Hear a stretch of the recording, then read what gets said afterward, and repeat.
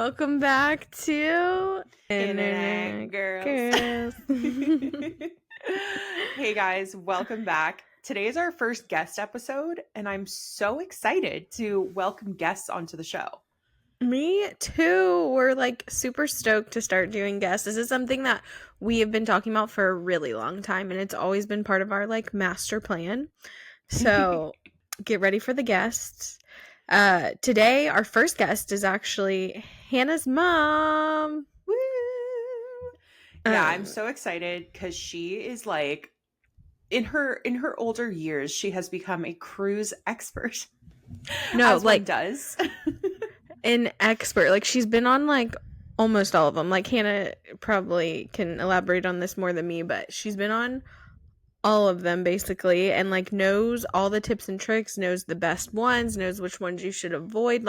If you have any questions or concerns, or you're ever thought about going on any of the cruises, this is the podcast episode for you. Yeah, literally. And I know so many people our age who have never been on a cruise, and they're like, oh, cruises are for old people, yada yada. And I'm like, no, because there are cruises for all ages, all types of people. I'm so excited for this episode. And also, if you think cruises are unaffordable, she's gonna tell you how to find the best prices for cruises. So very excited. My mama and Torri, this is the first time you're meeting her. Oh yeah, which is crazy. I feel like I already know her. I didn't even think about that. I know she's an avid listener of the podcast, so she knows you. She talks to me about your life.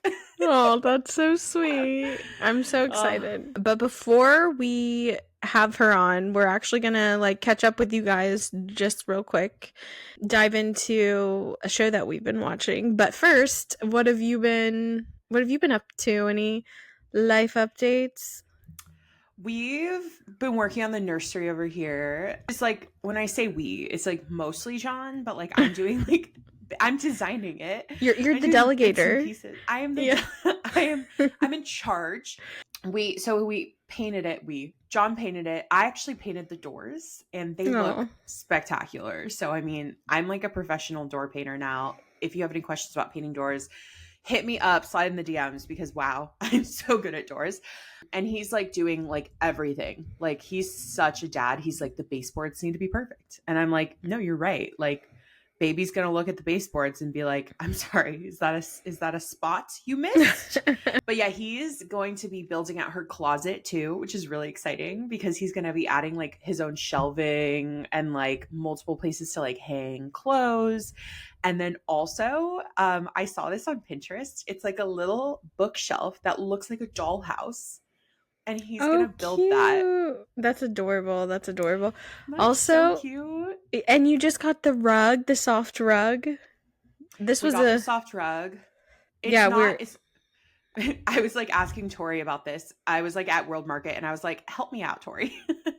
Which rug do I pick? No, we were thinking very hard about this. We were is softness important or not? And then we're yeah, actually it is important because the baby's going to be put down on there. You don't want to have to get out something to put the baby on top of. So we were really thinking hard about this. We thought this through. Yeah, so the rug's not out yet. I literally have right next to me is the giant crib box, and then the giant crib mattress box. They're right here off the side. The rug is still rolled up, and I'm just waiting for John to finish the baseboards and all the sanding stuff so that we can put that out and it won't get all dusty. But yeah, it's coming along, you guys. And I'm halfway through my pregnancy. Yay. And it's just, it feels so good to start working on this. I wanted to start working on this at 4 weeks. I was let's go, let's get her done. I want a place to organize and hang out in and picture my future. Yeah, that's so sweet. Oh, and what's the vibes? Do you want to elaborate on the vibes, or do you want to keep it a secret and then reveal? Oh, I'm not a very secretive person. Everyone keeps asking me what's the theme? And I'm we don't have a theme. I'm not going ocean theme or pony theme. It's more vibes. It's not a vibes. Theme. Yeah. Yeah. I wanted relaxing, very think pastel colors, and just magical too, like the little book the bookshelf that's going to be like a little dollhouse. Like, so excited for all those like little magical touches. Also, in the closet, I don't know if you've been in one of these older houses that has in the closet like those little shoe racks. So it's like a little like insert almost into the wall, and then it has bars where you can like hang your shoes. Have you seen those? No, I haven't. You have to show me Well, because it sounds like something I need, actually. it's like very common in older homes. We had one in our last house and we have like a bunch here. And this one like doesn't have the little bars, but he was talking about like maybe turning it into this little like fairy area. Oh, that would be so cute. You know, he's like, what if we did like a fairy-scape area and then like baby could like play with that and like Oh, how that's cute. cute. That's so cute. Well, it's so freaking cute. And you know what I will say? What your nursery vibes are giving me from everything I've seen? I would describe it as like soft girl, fairy tale, but almost like cottagey, soft Mm-hmm. girl, feminine, like Yes. girly, those kind of vibes, like Yeah. storybook vibes. Yes. I literally just added to my nursery. I thought you're gonna love this because I know you're gonna, or not my nursery, my registry, because I know you're gonna be shopping my registry. Yep. I just added this little swing that you hang from the ceiling, and it's like Oh, this cute little swing that like you can play with your baby, and it holds up to like 150 pounds. oh my So you gosh. can just like use it until they're like way older. So magical. So yeah, those are the vibes. Like ethereal, cottagey, like Hmm. soft girl. Like I'm so excited. Yeah, I love it. I love it. Oh, I can't wait. I know. What's new with Um, you? Nothing too much besides Matt is leaving me to go to F1 Hate soon. that. I know I'm going to be alone, but it's fine because I leave him literally all the time. So Yeah, I that's guess true. I have to get over it. And I'm like, oh, this is what this feels like. It's sad. I know. I See, know. but I he, hated it when John left me for like 5 days to go on a work trip, and I was like sleeping with the BB gun. I was like, I'm terrified right now. Being alone in this like creaky house, like next to a very haunted house, as we talked about. and see, Matt works nights, so I'm just gonna feel like he's working. But then, like, whenever he's not here at all, I'm gonna be like, wait a second, what am I? But it's Call fine. me. I'll call you. But Literally that's had Tori like on the phone, you guys, when John was gone. Like we would sit there, it'd be like 3 hours that I would yeah. just like have Tori on the phone. We'd be like doing our own thing. Like, it was great. I'm a phone talker. Something about me, so that's why. Like, that was perfect. Yeah, I know. I loved it. So we have to talk about a very special TV show. And I want to preface this by saying that if you have not yet watched Tell Me Lies on Hulu, seasons 1 and 2, stop this podcast because there will be spoilers. And like, it is the greatest show. Like, you have to just like stop listening right now or like skip to the cruise content Yeah. and go watch this show before you listen because there will be spoilers. Oh my gosh. So Hannah got me into this show because apparently it's a book, which have you read the book before? Is that Yes. okay? How do you think it compares? I honestly don't remember the book because I read the book before season 1 came out. Hmm. And then I was like, "Oh, look at that. Like they've turned my new favorite book into a TV show." I have heard that like if you've read the book, you like Lucy a lot more. Like she's a lot different in the book. Okay, that's good because I am me not so liking her now. Like Yeah. I used to. I was really rooting for her. I feel like you know that meme like Banks. It's like we were rooting for We were you. rooting for you. We were all rooting for you. That's how I feel about her right now. I know. I was honestly shook when that one episode aired where she like closes the door and she's with Steven. And I'm like, what are you doing? He is horrible. Like, why are you doing this? He's like a narcissistic asshole. No, that is where it took a turn for me, and I was like, Lucy. And then I had to like something kicked in me, and I was like, well, let me think about this. Have I ever done something crazy like that? And I was like, Yeah. I was like, You're but like, I also, actually relate. yeah. And I was like, but I was like, and I was like, but I was like in college. I was like, 19. And I was like, well, she's like 19. So I Yeah. was like, okay. So I let her slide. But now it's gotten up to the show and I'm like, oh, there's no letting you slide. Like, you should No, know better. seriously. But, I anyways, I feel feel like we're like, getting ahead of ourselves. yeah. No, I when I first watched this show, I just related to it so much because I was like, okay, we all have a Steven. We've all had a Steven in our lives. Mine was when I was like 17. So, and I remember that feeling of just like, I would do anything to get your approval. I would do anything to be around you. Like, I was wrapped around his little finger. And it's so toxic when you like look back, but in the moment, you can't do anything about it. Like, your hormones are going crazy. You can't think of anything besides him. Like, so I do get it. But then the fact that she like continued her relationship with Steven like 10 years later, I'm like, oh, okay, girl, like you might have some issues too. Because I did not continue that relationship.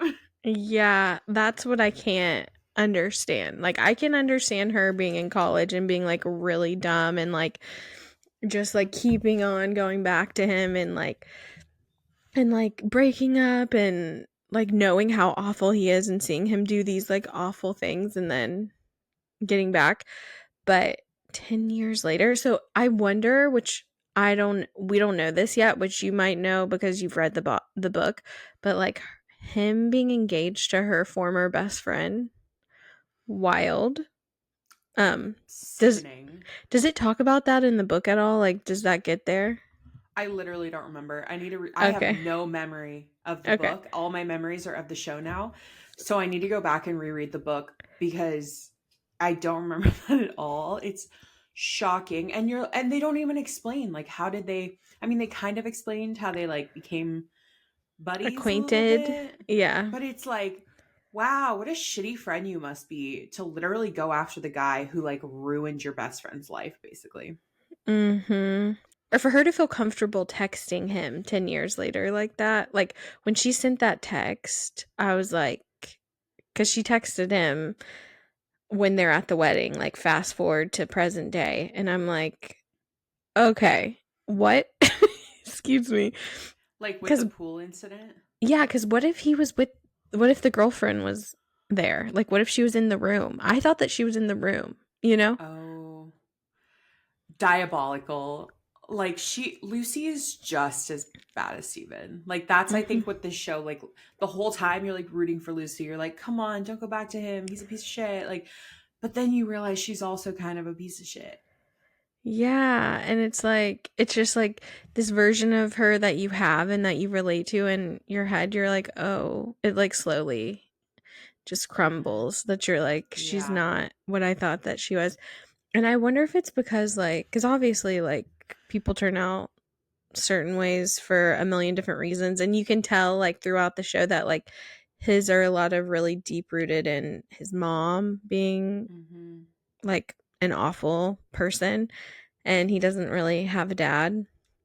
But his, but hers, I think it's like because her dad died and that was really traumatic for her. And then her mom got with the dad. And I understand that that's like upsetting, but like, I don't think I almost feel like he has more of a reason to be the way that he is than she does, you know? I honestly hated the way that she treated her mom in season one. Because Yeah. I've been like rewatching season one now because I forget everything like immediately. Um, Horrible. I'm like, your mom was just trying to support you, like, and I get having like mommy issues when you're like 18 or whatever, but like, you need to treat her with some respect. No, totally, totally. Jessica Capshaw, put some respect on her name. Also, we have to talk about Diana. She became my favorite character. No, me too, and I hated her before. I know. I know. Season one, and she just had like such a redemption arc. I'm like, all right, Queen. Like, I loved it. I saw this theory on TikTok that she was lying about her LSAT scores because I was like, okay, she's so smart. Like, there's no way she would bomb the LSAT, you know? And they were like, she's doing this to test Steven and see if he'll like still stay with her.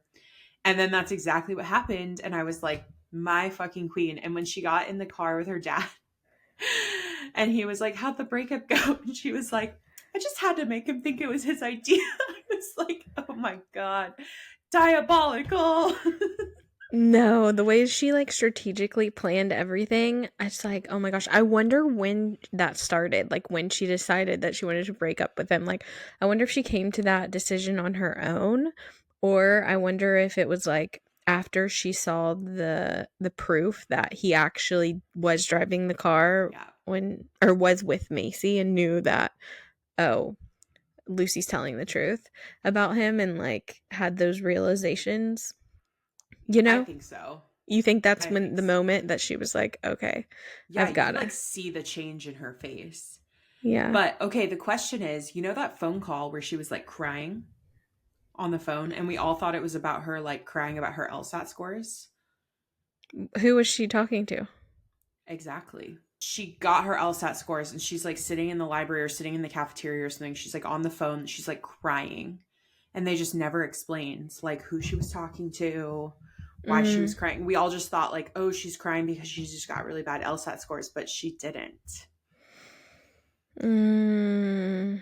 I also can't stop replaying just like the end of the show. How like if you guys watched it, Steven basically like Evan he just gave him everything he needed because he told him that he had cheated on his, going to be his wife with Lucy, Steven's ex. And I just don't understand why he would have told Steven that. That's crazy. And then for Steven to just tuck that little nugget of knowledge away for 9 years and wait and wait and wait until he could get the best revenge on Lucy and on Evan at the same time. But why would he even want that revenge in the first place? Like, for what? Like, first of all, Evan is the nicest person. Like, peach him. Like, I want to marry him. You like, Because he see, slept with Steven's ex. but like a million years ago, he's from Santa Barbara. So But like Steven's trash. Like it just he heard that. He went outside. He was like, all right, time to record this mofo, which I don't really understand because he had like a razor phone in 2008, but okay. How you like kept that voice recording is beyond me. He's trash. And he was like, I'm going to get Lucy with this and I'm going to get Evan with this. crazy. Yeah. Also, exactly, Hannah. In 2008, you really had that technology back then. Yeah, I'm like, how on earth did you like transfer that to your iPhone? All Like these what? years, like your phone didn't get dropped into the ocean at some point or like in your pocket water damage. Like you're telling me you made it your whole life. Yeah. And it was so clear too. Like it was like iPhone quality voice memo. I was like, sir, no way a razor phone did that. I had one, I know. And Oh my one gosh. one last thing that we have to touch on is the relationship between, I always forget her name, but Lucy's friend, not Pippa, the other one, Brie.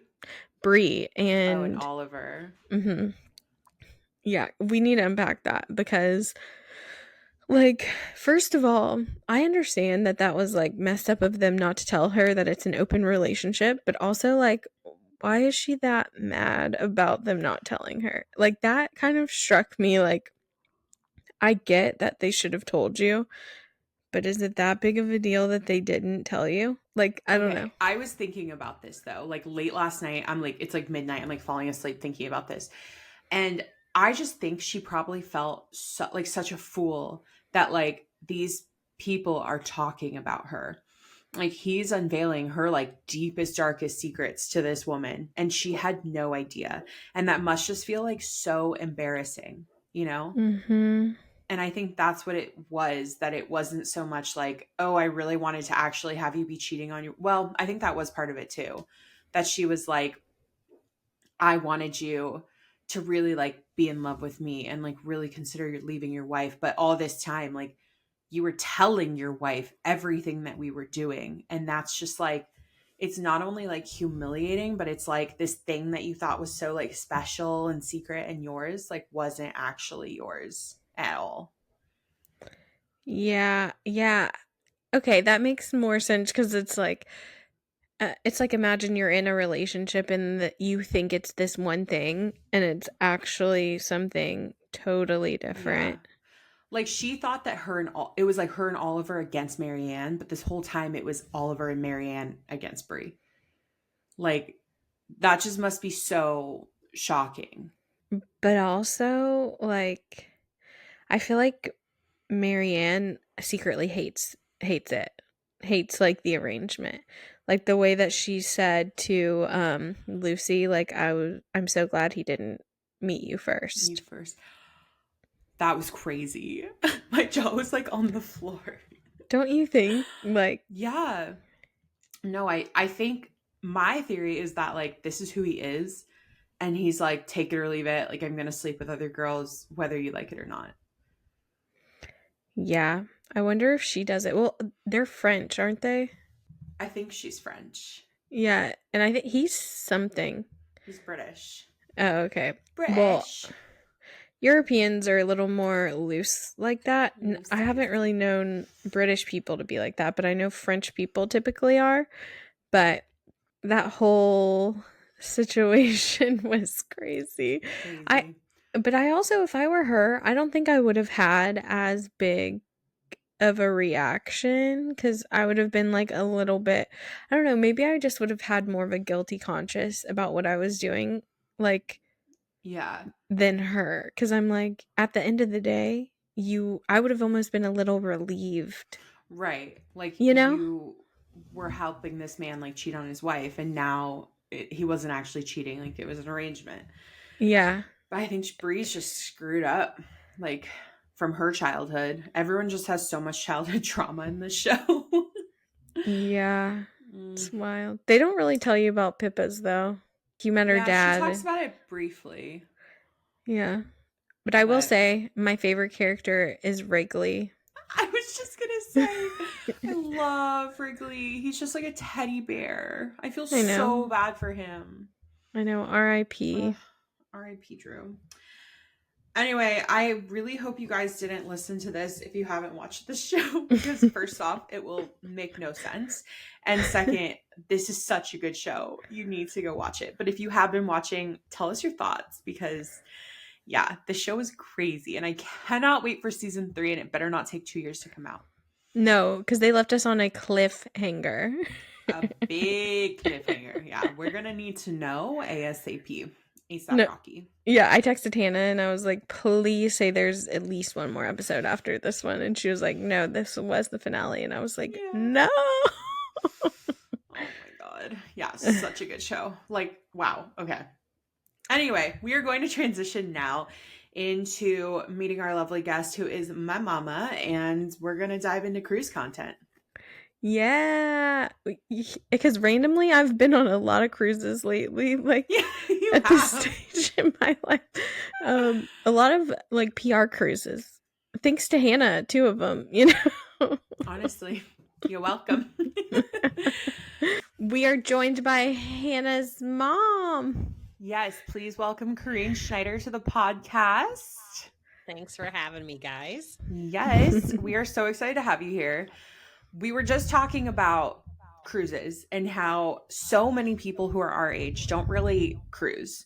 They don't know that cruises are like for young people as well. They think it's all like a senior citizen thing. And they also might think that cruises are like totally unaffordable. So we want to pick your brain because you are an avid cruiser and just get a good understanding of like why cruising is for everyone. What are some good options and stuff like that. So Well, I was gonna say also, like with cruises, there's so many out there. Yeah. Like Yep. it's overwhelming. Like say you even wanted to go on a cruise, it'd be like the options are endless. Like how do you even know which one to pick? Yeah. Well, let me tell you, because I thought the same thing. I thought cruises are for like 80-year-old people who, wear ball gowns and eat bad food at buffets. I really thought that. And when you were very young, Hannah, a friend of mine had told me about this brand new cruise line called Disney Cruise Lines. And so I was like, cruises, we don't do that. And they said, oh my God, it was the best vacation I could have ever had with my kids. And if you go, I guarantee you it'll be the best vacation you've ever had with your little kids.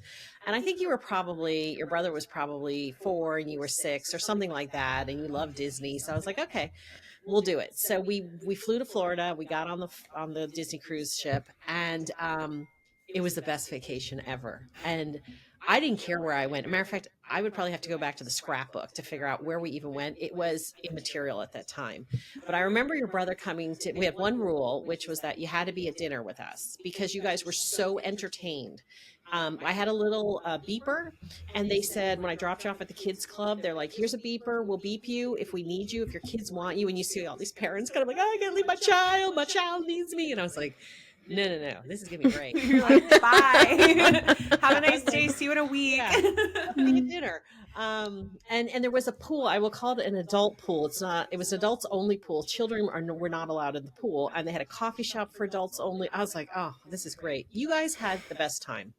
And at dinner that night, I was like 4 nights in, Noah's Hannah's brother. He says to me, I didn't know our family could be like this. And I'm like what? And he goes, no one's getting in trouble. No one's getting yelled at. Like, we're all just having a great time. And I thought, oh, you're right. My blood pressure's way down. I'm relaxing. So anyways, I tell you the story because that's how I got into it. And then as you guys grew older, we did some different cruises. I know we might talk about some that weren't that good. And then as you guys moved out of the house, your dad and I just realized that there were places in the world that we could see that we would never have seen otherwise if we weren't on and we tend to go on smaller cruise ships. So on small ships. But to answer your question, Torri, how do you figure it out? First of all, it's like anything else. You morph, what you're doing now, you guys you've been on Virgin cruise lines, what you want to do now is going to be different than what you want to do as a parent, that is different as a 50-year-old, that's different as a 70-year-old when you're in your wheelchair and you got your walker. So I do a lot of research. I do go on YouTube and stuff, and I look at the videos. I look at what the cabins look like. I read a lot of reviews. And then for me, there's a price point thing we should talk about because you really have to kind of balance some things, what do I want to spend money at? But the number one thing for me is the itinerary.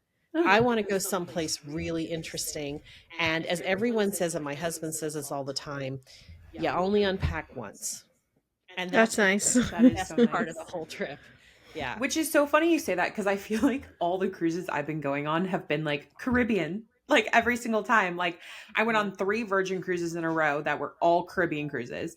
And then Torri and I just went on a Disney cruise actually. And that was also just like a little Caribbean cruise. And I'm so bored of the Caribbean. Yeah. But you gotta go other places. And I think 7 days is too short. I know for many people that's all the vacation they can get, but I kind of don't do anything under 10 days anymore because it just takes that time to kind of get into the rhythm. And there's nothing better than waking up in the morning and opening the curtains and going, oh my God, where am I today? Yeah. There's nothing better. And I'm just I don't like flying that much. I know I'm married to a pilot, but I'm not a big fan of getting in airplanes, going through airports, lugging my suitcases around, checking in and out of hotels. And so if you're that kind of person, then, cruising's not for you. But if you're someone who wants to see a lot of different things and go different places, but not have that airport experience, then being on a ship is just the way to go. But you usually travel kind of far sometimes to like get to the cruises. Yeah. Well, like we did last summer, we took a cruise. We left from England and we ended up in Quebec City. So we went across the ocean, which by the way, I had the most fun. I can tell you more about it, but when we flew home from Quebec City and it was, a 5-hour flight home. So you can reposition. You don't have to just start and end in one place. And for me, that's really important. I like to start in a place and then I like to end somewhere else because I've already seen where I started. I don't want to go back to that place. So that's something that for me is really important. This summer we went to Alaska and we started way up north. We had the most fascinating time there. And then we made our way down to Vancouver, 2-hour flight. And I was in my living room. I mean, it was just perfect. And then for Thanksgiving, we're leaving on a very short cruise in and out of San Francisco, and that's going to be so exciting. I can drive my car I literally know. almost onto the ship. Oh, cool. Where are you going? Just down to Mexico and back. It's more of a family. Let's have Thanksgiving on the ship. We're gone for 5 days, but I don't have to cook. That sounds great. And is that going to be your first time on Princess? Yes, yeah, Okay, that'll be a new one. a new one. Yeah. Added to the list. So, how many cruises have you been on? I was going to count and I didn't. I would think probably about 15 or so, 15 Oh, or 20. wow. Yeah, all over the That, world. Yeah, that's impressive. And all like, different. Yeah. so what has been your favorite cruise that you've ever done? We did this one on Seabourn when it was our first cruise together without kids. And somehow we ended up on this cruise and it was out of Athens. And we were ending up in, I think, Rome or Monte Carlo. I can't remember. But we got on and this guy knocked on our door. He goes, "I'm your butler." I was like, "What are you doing, a butler?" And he's like, "I'm going to take care of you." And he took such good care of us. And he would say, "It's going to be a beautiful sunset tonight. Wouldn't you like to sit and have a drink and some canapes on your balcony?" We're like, "Absolutely." All the alcohol was included. That was the days where I was drinking a lot more. So we had, and they would know. I'd walk in and they'd say pina colada, and I'm like, "Oh, today I'm going to do a mai tai," and they're like, "Ooh, I know how to make a nice mai tai." So they just made me feel good. Uh-huh. But it was, I'll tell you, the most interesting thing of that cruise. There was a stop we made in a place called Monovasia, Greece, and I'm sure I pronounced it wrong. And I remember looking at the thing and I couldn't even find it in a guidebook. So what the hell place is this? And so we sail in. We're in a small boat. So small boat's about 250 to 700 people. So we were probably 250, 300 people. So we sail in and I'm like, "This doesn't even look like Greece. Like I'm looking for Mamma Mia here." And we get, and David and I are like, "Should we even get off the boat?" And we said, "Let's do it." So we get off, and the guy's like, "You want to walk that direction?" And so we kind of walk around a corner, and we go up this hill. We were in the most amazing Greek town I've ever been in my life, and we had the most magical day that day. And we ate well and we shopped, and I mean it was just beautiful, and it was Mamma Mia. And we got back on the boat and I said to David, I would have never gone to that place if I had to depend on guidebooks. I would have never been able to get here because it would have taken me 15 hours to get to this little tiny village, but it was magical and I'll never forget it. And so that's the stuff that's just great. So that Seabourn cruise to me was kind of, and that was the first time your dad and I realized, okay, we want to be on these small boats. We don't want to be on the 5,000 people boats. That's just not for us. That's fair. Well, I also don't want to be on the 5,000 people boats. So tell us, like, what are like the small boats? Because that's like a totally different like sector of cruising. Like, because Yeah. okay, well, actually, will you tell us the difference between the two? Like, what's the Yeah. different? Yeah. Yeah. So, the large ships you've probably heard about are the 3,000 to 5,000 persons. So the Royal Caribbean, Celebrity, Princess, places like that. And when I took one out to Bermuda from New York City, will never do that again. That was probably the worst cruise I ever took. Really? Oh yeah. Oh my God, it was a nightmare. We were trying to fill 7 days in between. I had business and then I had a week off and then I had business and we were in New York. So I'm like, great idea. Let's just go out to Bermuda. Never been there. We'll take a ship. It'll be great. 3,000 people full of New Yorkers. Just, it wasn't our thing. So those are the larger ships. Now, what it's good for is, first of all, if you're younger, you'll love it. There's lots of discos and bars and things to do at night, and all day long there's activities and there's lots of people and lots of food, places to go. So it's kind of like Virgin, a lot of choices and a lot of energy. The smaller ships are, like I said, 250 to 700 is about the upside of That's them. small. It's small, but what you give up are, you don't have a bunch of bars and nightclubs and you might have 4 or 5 restaurants to go to. And if you're on it for 2 weeks, you start to go, okay, I've been everywhere. But you get to go to places physically that the large ships can't go. They can't dock. They can't, like in Alaska, we went places that a Princess or a Viking or whatever, they can't go. Mm-hmm. So get to see parts of the part of the world that you're in that you won't get with the bigger boats. Now, the bigger boats, they do all the main stops. So if you're new, I would say a big cruise is pretty good because it's gonna be like summer camp. You're gonna be busy all day long, and there's gonna be energy and lots of things. But when you kind of get to my age, you don't want to stay in a line much. You don't need 24/7 stuff going on. And you start to look for different things that are important. And so that's kind of the difference between the two. Yeah, well, I think I want to go on the smaller ones too. Like that sounds way more my speed than the bigger Yeah. ones.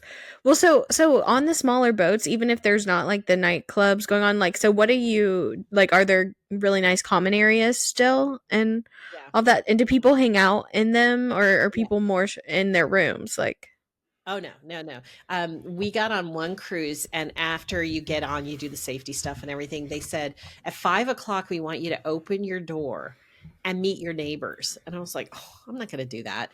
I don't want to meet my neighbors. I'm on a cruise to be alone and to relax. And so everything we did afterwards, everyone knew each other, and people were like, "Oh, that was so great when we did neighborhood night." And they had walked around with champagne on, gave everyone a glass of champagne, and I feel like such a loser for not doing it. So Hannah knows this story, but we are literally tomorrow flying to Atlanta for a wedding. And after the wedding, we are spending a few days with a couple we met on the Alaska cruise who became some of our best friends. oh, So what do you do?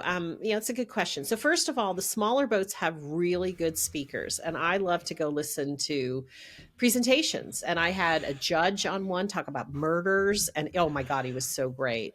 And I've had people talk about political things or environmental things. So there's presentations, which is my speed. A lot of people play bridge or play games. We played a ton of dominoes on oh our cool. thing. You eat dinner with people. You just say, "Yeah, put me at a table with some other people," and you meet, and you kind of meet folks who are like you, kind of educated the same level, kind of travelers. And you meet irritating people. I mean, I'll be real. Some people you're like, "Oh God, not that person again." Oh, Yeah, you're like, wait, never mind. I won't go to dinner just now. I'll be right yeah. back. And then Oh. they generally, sometimes they'll have performances at night, so you can go and listen to people sing. And then they have bars with guitar players and stuff like that. Okay. So that sounds way more upscale than the bigger cruises, like the smaller ones like you're talking about, like way Yeah, more like tailored and more like yeah, upscale than like the I yeah. don't know what is there a word for to differentiate the two? Like but Differentiate them. yeah, yeah. Um, Yeah, I mean, they are going to be more expensive. They're generally longer. They're generally for people who are near retirement age or retiring. I always see younger couples on there. I have to say, I see a lot of gay younger couples on these ships because they value, what's going on. They don't want the pool with the kids and kids clubs and stuff like that. So I do see younger people. When I say younger, people in their 40s, 50s on this. I don't see people in their 20s and 30s going on it. Mm. But I think it's you have to look at the price point. Now keep in mind the smaller ships, your tips are included, your alcohol's included, your Wi-Fi's included. So when you're looking at prices, you kind of have to sit down and go, okay, well, if I go on a big ship, how much are all these extras? Versus Mhm. if I go on a small ship, it's all included. So, maybe the price point isn't that different from when you first look at the ad and go, oh, wow, that's it. The other thing I'll tell you is repositioning cruises are always cheaper. So sometimes they're called transatlantic or trans whatever, transocean. Look at those. So if you're wanting to go to maybe a smaller ship and you're saying, "Oh, I want that kind of service. I want to have that experience." Um, Generally in March and November ish, April, October ish, the ships are moving someplace else, and they severely discount the fees because they're first of all, you're not going to stop in as many ports, and the port fees and the taxes really add. And secondly, it's just easier. They can have less people on the ship because you're not going in and out on the ship all day long. So sometimes I look at those and the prices are really attractive. And then you think to yourself, well, I'm not going to get off much. You do get off. There's generally 3 or 4 ports. You're going to have 4 or 5 days at sea. But they go by really quick. And let me tell you, unplugging and getting 4 or 5 days away from the world is great. Yeah, no, totally. So talk to us about like pricing and like how do you find the prices? How do you compare? How do you find like really good deals? Yeah.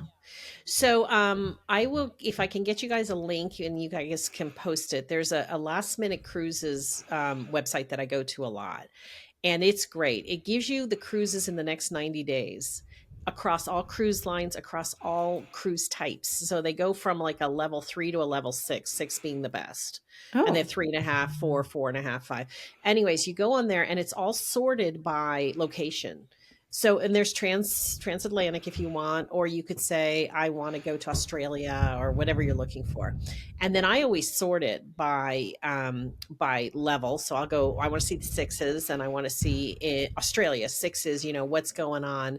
And then it shows you all the companies, and then you can click on it, see the itinerary, and then from there you can click through and talk to someone about the price. And the price is generally severely discounted because the cruise is leaving in the next 90 days. And most people, when they reserve a cruise, do it a year or two in advance. And so the cruise lines know, hey, we got these cabins, we got to sell them. We're getting close. Once the ship leaves, you know, we're not going to be able to sell these cabins. Oh, And I know that cool. you are like kind of type A when it comes to planning things in advance. Do you find that it's still easy for you to like plan these within 90 days? Yeah, I mean, you got to have a lifestyle that supports it. So, like, I know Tori, you know, in your situation, you could probably make that happen with the 90 days. If you have like a work schedule that doesn't support that, if you're just someone who's like, sometimes we'll see a cruise and it'll be 80% off. You're like, damn, I got to be on that one. You know, it's a suite. And I think we talked about this last year, Hannah, about there was one that was going to Australia and it was right around Christmas time, and I was like, "Oh, do I have to be around for Christmas?" You know, I mean, obviously, got to make those decisions. Yeah. But you know, that's what you got to kind of balance. I do sometimes. I'll tell you what happens though is you don't go on the cruise. So I'm trying to be better. As okay, let's plan something for a year or two from now, and let's just put some money down, and that way I'm really, really, really going to go. Yeah, yeah. Those 90-day one, that would be perfect for me. I'm like, give me the link right now. Yeah, yeah, I'll send it after this. Yeah, She's Oh, gonna I'm be filtering by excited. sixes. Give me the nicest cruises. yeah, yeah. Yeah. What are No, you that's thinking? awesome. Yeah. Tori, I can That's like picture you with just like a bunch of like old people in rockers, and you've just like started like a new club on board, and you're doing fashion shows and stuff. oh yeah. I'm gonna Yeah. start a conga line every night. Yeah.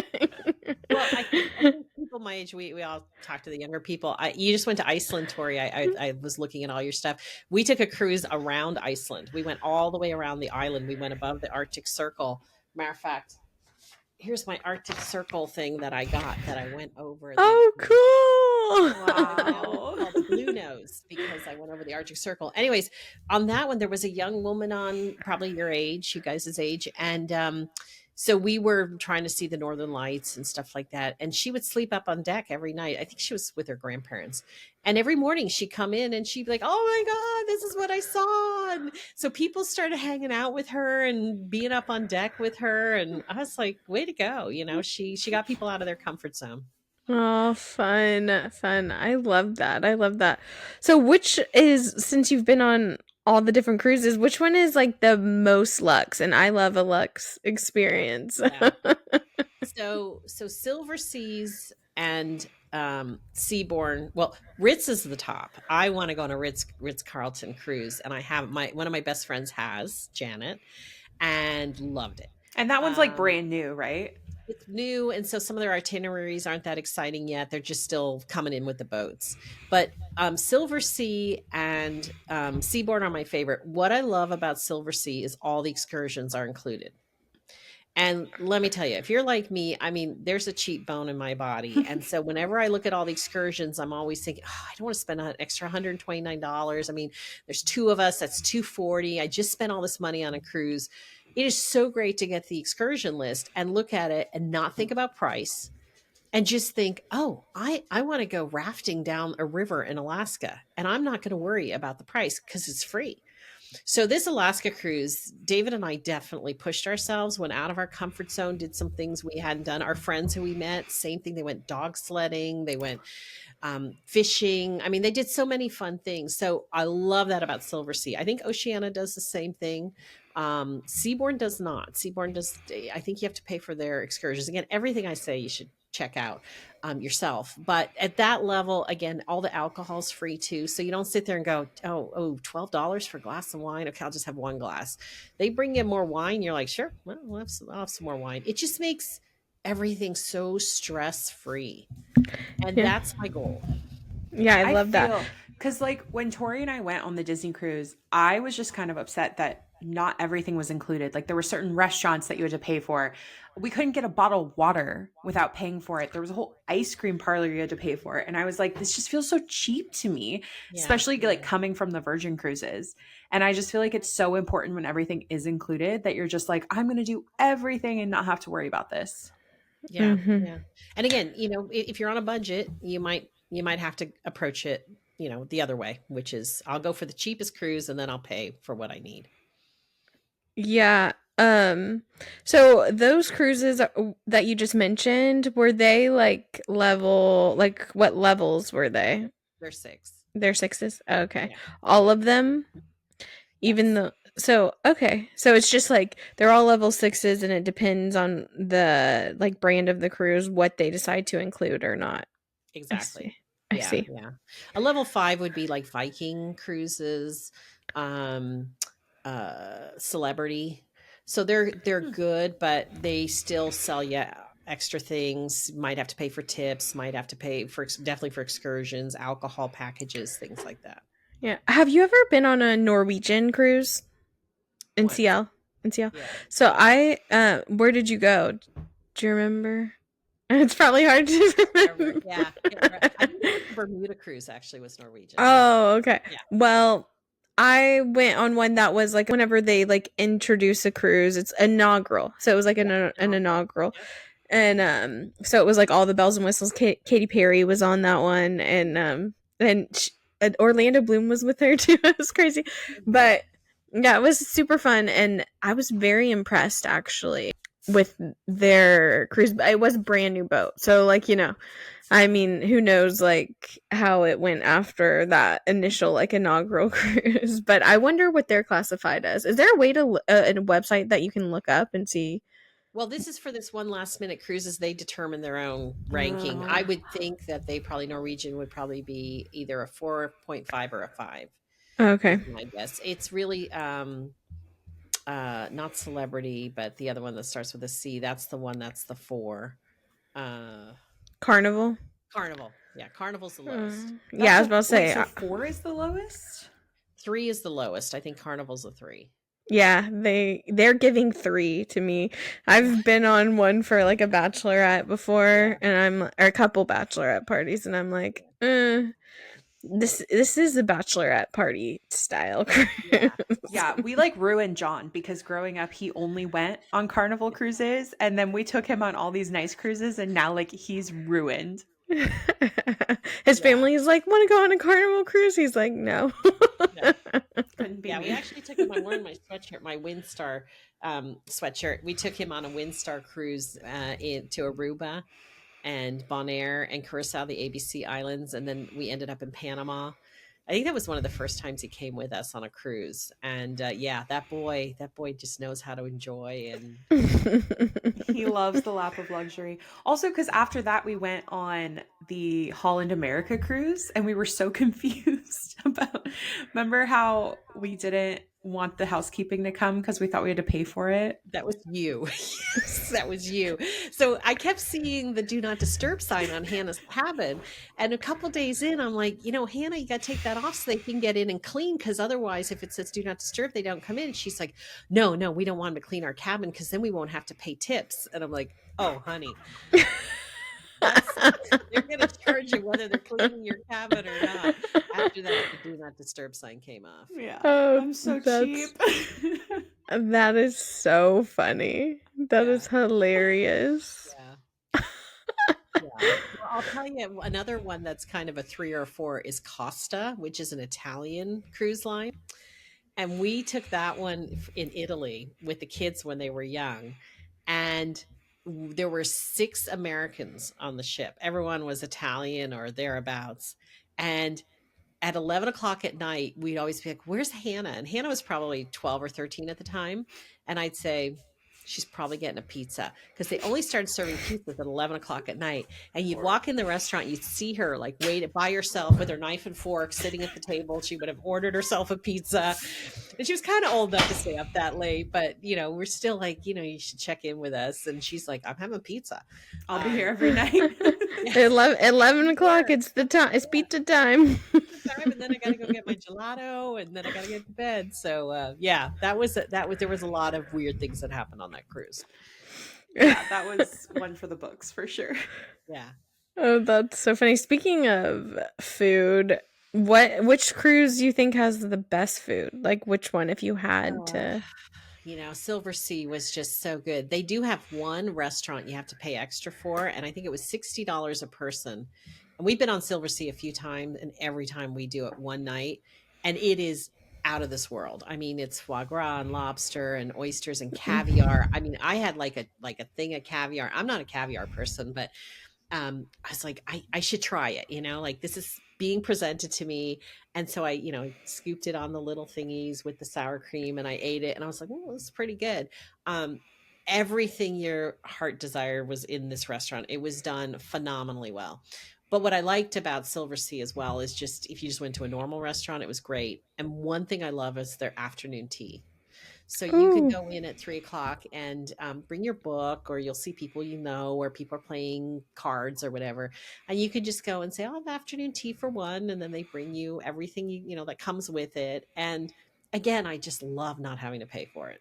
That is like the best thing for me. I just do not want to see a bill. We were somewhere with our friends from Atlanta, and we got off the ship, and then they brought the bill, and we were all like, "Oh, we have to pay." And then we're gonna get up and leave. And we're like, "Oh, we're back in the real world." Yeah. I Like, can what is see this in this? Tori's eyes. She's gonna go book one of these right after this call. I'm waiting for the link. I can't wait. I'm Yeah. about to deep dive. So what was like your favorite like cruise that you've ever been on? I think it was that Seabourn in Greece. I do have to say the one we took across the ocean from Southampton to Quebec City. I thought that was really interesting. We went to a lot of we went to Belfast, Northern Ireland. Never been there. We really wanted to go see Liverpool because my husband's a musician, and we had to cancel it due to weather. So that really bummed us out. But I really like that. This Alaska cruise we just took, I am not an outdoorsy kind of girl. Hannah can tell you, I like to shop, I like to eat, I like to be near, nice things. Even packing for the cruise is hard. I'm like, "Oh, I got to bring jeans and boots and, sweaters." And I had this the best time because we saw the most beautiful part of Alaska. We didn't see, we went to Juneau and Ketchikan and kind of these massive ports where these massive ships go in. But the first half of the cruise, we went to a place called Haines. I mean, it's like 250 people live in that town. And we came in and we went and did amazing things and talked to the people who live there. And so that was really fun for me. And so I'll tell you my place where I really want to go. So I don't know if you guys have heard of this place. It's a region called the Kimberley. Have you ever heard of it? Mm-mm. So it's northwest Australia. And it's so if you go to Perth and then you go straight north, it's that section of Australia. Nobody lives there. It is just pure beauty. And some of the smaller ships are going there now. And so Hannah knows this. So I really want to do is go Sydney, go to the Kimberley, and then go up to Indonesia. That's like where I want to go. And if I wasn't having a little grandbaby soon, I would be doing that next year. So Oh, sorry. right, we'll wait. Oh, that that sounds sounds amazing. great. So would you ever, I mean, I don't know if you've seen these people who they sell their house and then they just buy a cabin on a cruise ship and they just cruise you around, get off for a while, get back on. Would that ever be you? No, I don't think I would do the whole sell my house and get on a ship Because there does come a point where you're like, okay, I we were on one cruise and the waiter pointed out to some people and he's like, these people have been on for 120 days. And I'm like, oh my God, like that would be It's too much for wild. me. Because the menus only change that much. What I could see myself do is an around the world cruise, which can take 40 to 60 days. So that's quite a commitment. But, and there's, there's regions and, do you want to go north? Do you want to go south? That type of thing. I could see myself doing that and certainly doing more of them. Uh,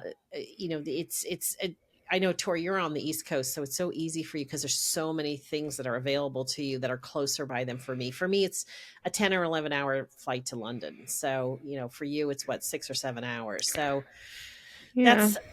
that's the bummer is you get off the ship and then you still got to get home. And so for me, yeah, I would love to do the round the world cruise, but not give up my house. Yeah. That's fair. That's a big, yeah, because that's a pretty big price to pay for a Yeah. cruise. Yeah. Yeah, I've heard really great things about the round the world cruise. I heard like you can actually buy an apartment on it and like just like you just own an apartment on it, and that way you can come and go as you please, like wherever it happens to be.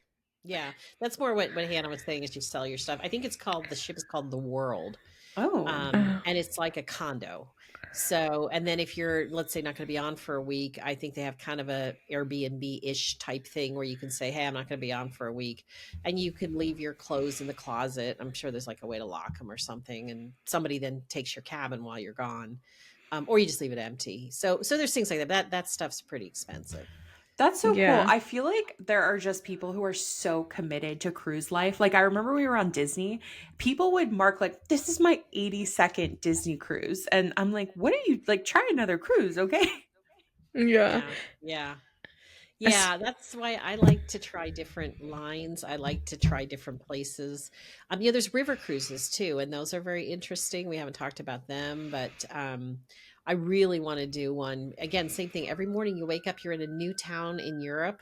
As you're cruising the Rhone or the Rhine or whatever, you're going through Champagne country or wine country. I mean, it just sounds heavenly. And these rivers are not huge, so you can look out and see both sides shore. But I had a friend who just did it, and she would ride her bike during the day. And actually, they would get off, give her her bike, then she would ride her bike, let's say 5 miles or something, and then the boat would be there in 5 miles later, and then she'd just get on, give them the bike. So those cruises sound fun. And then there's a cruise line called Paul Gauguin in Tahiti, where if you're a scuba diver, everything's on board. So you literally jump off the back of the ship. They have like a platform. So someone puts on all your stuff and then you just jump off and you're in Tahiti and you go scuba diving and then you come back on, you give them all your stuff and you're on the ship. Oh, That's that's so so cool. cool. Well, can you tell us a little bit more about the river? Bless you, Hannah. Thank you. About the river cruises. Like, what's the difference between like that and like the more traditional cruises like we were Yeah. talking about? Much smaller ship. I mean, you're looking maybe 200 people, probably one, maybe two restaurants. So you're really with that group of people. Mm-hmm. It's not a lot of like with these massive cruise ships where you walk around and see a whole bunch of stuff. The ships are generally 1 to 2 stories high, so they're very low, and they're designed to go down these rivers, so they're not very deep. And mostly it's in Europe. I've seen some other places where they'll do some river boats. They'll actually do the Mississippi. There's a ship that goes down the Mississippi. But the whole idea is that every night you kind of take off, you sail somewhere, and the next morning you're in a new place, and the ship just sits there for the day. So you get off, you see that town, you walk around, you do whatever, and you get back on, have your dinner. You're sailing away. uh, Tend to be a little more expensive. I'm not sure why, but they tend to be a higher price point, probably because it's a smaller ship, so they have less people. Huh. Interesting. Would you say that they're as like luxury as the other ones, or? Probably like a five, I'm guessing. I don't, I haven't taken one myself. All my friends who have love it. Mm-hmm. but a lot of it had to do with the itinerary. You know, you can start in Budapest and make your way to Paris, or you can start in Amsterdam and make your way down to, you know, the south of France. So it's using the rivers in Europe and seeing amazing things. You know, the food is good. I never heard any complaints, but it's probably not a 6. You know, it's probably more like a 5. I see, I see. Interesting, interesting. Yeah. You got all the But scoop. yeah, Mhm. but you know, and I do think too, you really need to look for deals. I generally do get most of the time I do it around holiday time, so I'll look for Labor Day, Memorial Day, Thanksgiving, Black Friday. You know, kind of do your research and know which one you want, and then the other thing is how to buy it. You haven't asked me about that, so you can go direct to the cruise line, or you can go through a travel agent. Now, here's the difference. If you go directly to the cruise line, they know all the cabins that are available. And I always try to get a cabin in the middle of the boat, because if you get seasick, you don't really want to be in the front of the ship, because the, you know, the boat will go up more. And the back of the boat is not bad, but the elevators are generally in the middle. So it depends how much I'm just lazy. I like to get out and just go right up and be in the, you know, I don't want to walk Same. 10 minutes. Yeah. So I always very carefully pick where my cabin is. And I also think about which side of the ship I want to be on. Because if you're, you know, if you're going like in Alaska, we knew we were sailing south. I want to be on the left side or the port side of the ship, because I want to see, you know, otherwise I'm just seeing water, you know.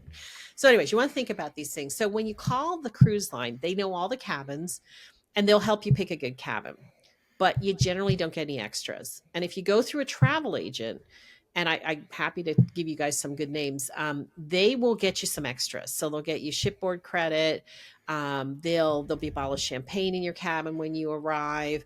They'll be really helpful picking a cabin. They'll tell you, oh, you don't want that cabin that's right next to, you know, the engines or whatever. Um, and so they generally will help you do something better.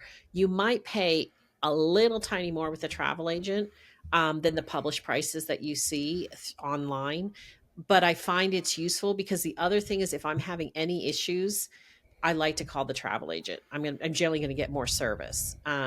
So for instance, this cruise we're doing Thanksgiving, we're gonna scatter ashes. We're gonna have a ceremony for David's mom, and so I need some help on that. And so I needed a little extra, you know, assistance. So that's where a travel agent can come in helpful. But if you're buying a bunch of cabins, like 4, 5, 6 cabins, you're going with a group, I have not found the travel agents to do anything for you price wise. And the cruise line might be more willing to go, oh, you're buying 5 cabins. Okay. You know, let's see what we can do. And let's try to get you guys together and, you know, all that kind of stuff. I see. Okay, interesting. So interesting. Um, and you have like travel agents that you regularly work with Yeah. Yeah. throughout the years?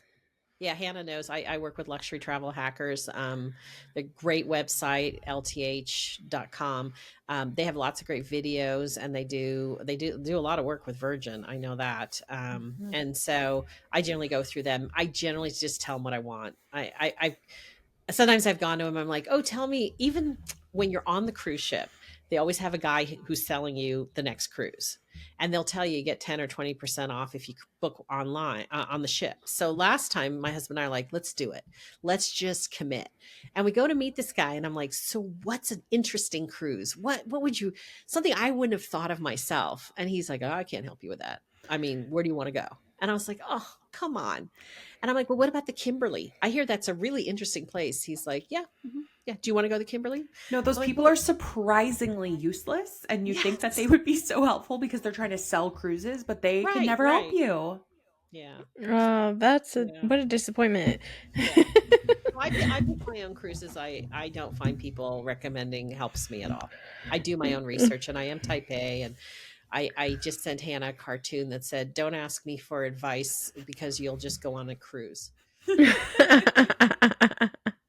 I love that though, actually. Well, so do you have any like crazy cruise story, like something that's like happened on a cruise that you're like that was just insane that happened? I have one story that is just weird. So Hannah used to love the shows at night. It was just she loved the entertainment. I did not. So my husband would go with her all the time. And one night we were on the Costa cruise, the Italian cruise where no one spoke English. And she's like, "Mom, please, please, please, can't you come tonight?" And I was like, "Fine, I'll go tonight." So she gets there at like the show's at 8. She's probably there at 5:30 in the front row, scoping out the seats. I get there at 3 minutes to 8. I sit down, work, I think row 2 or 3, and she's so excited. And they had a guy on stage who was doing everything in 5 different languages. He would just da da da da da, da everything he said, 5 different languages. So at one point he says, "I need a volunteer from the audience." And I'm just sitting there going, "God, when can I get out of here? When can I leave?" And the guy goes, "You," and he points directly at me. And Hannah's just like, "Oh, my mother!" I was just like, I can't swear on here, but I was like, the F word was in my head. And so I was like, no, not me. So, anyways, Hannah's pushing me. I go up on stage, and the guy is explaining to me what I'm going to do. And so he picks another guy, another volunteer, and this guy, I swear to God, was in the mafia. So he comes up there. He is not a friendly man. So he sits this guy in a chair, and he puts a cigarette in the guy's mouth. And he looks to me and he gives me this billiard ball that's on a string. And he goes, "Now what you're going to do is you're going to swing this thing and we're going to knock the cigarette out of this guy's mouth." I'm like, "Are you like, this guy is probably packing, a gun." And Hannah's in the front going, "Yay, my mom's on stage." I'm just like, "Oh my God."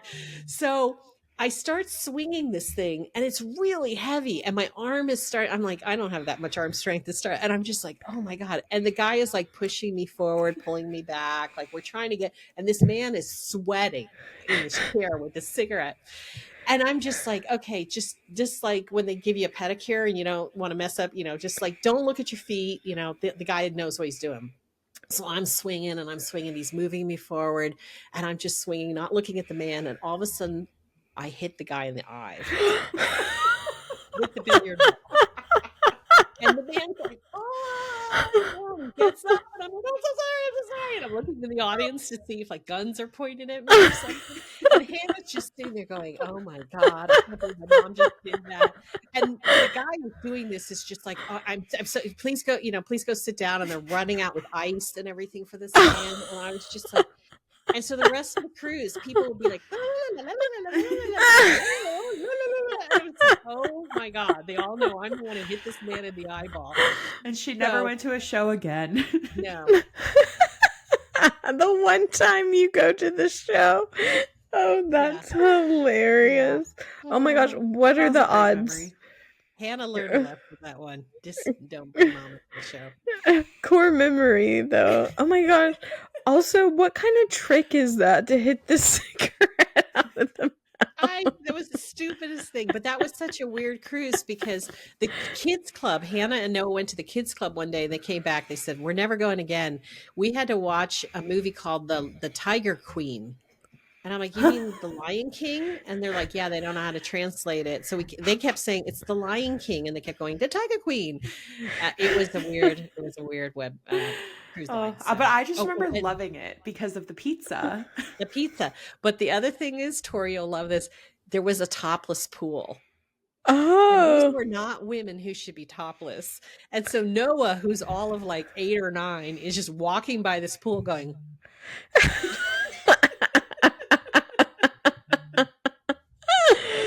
Oh, yeah. That is so funny. Oh my gosh, how European. Very European. Yeah. Wow. My husband was disappointed. He's like, "Yeah, those should not be women out there." Topless. I'm like, "Yeah, they're all 80-year-old women." But anyway. That was a cruise for the books, huh? Yeah.